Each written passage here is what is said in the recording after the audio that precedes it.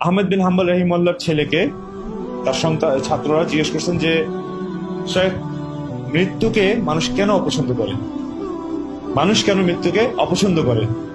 তিনি বললেন, মানুষের ফিতরত হচ্ছে মানুষ গোছানো জিনিস ছেড়ে আগোছানো জিনিসের দিকে যেতে চায় না। মানুষ যে জিনিসকে গুছিয়ে নিয়েছে সেটা ছেড়ে যেটা তার হাতছাড়া হয়ে গেছে সেদিকে যেতে চায় না। যে ব্যক্তি তার দুনিয়াকে গুছিয়েছে আর আখেরাতকে বিগড়ে ফেলেছে, সে ব্যক্তি স্বাভাবিকভাবেই গোছানো দুনিয়া ছেড়ে বিগড়ানোর দিকে যেতে চাইবে না, এটাই স্বাভাবিক।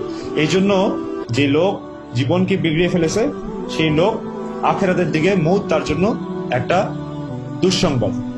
আর যেই লোক আখেরাতকে গুছিয়েছে, চাই তার দুনিয়া কিছুটা ক্ষতিগ্রস্ত হয়েছে, কিন্তু আখেরাতকে যে গুছিয়েছে তার জন্য মৌত হচ্ছে গিয়ে একটা সুসংবাদ। কারণ এই মৌতের পরেই তো সে পুরস্কার পাবে, এবং এই মৌতের পরেই তো সে আল্লাহ তাআলার সাথে সাক্ষাৎ হবে, যার জন্য সে ইবাদতটা করেছে। তো এই জন্য মৌত তার জন্য একটা সুসংবাদ। এই জন্য জীবনকে বানায় যেন রমাদান, তো মৌত হবে এমন যেন ঈদের চাঁদ।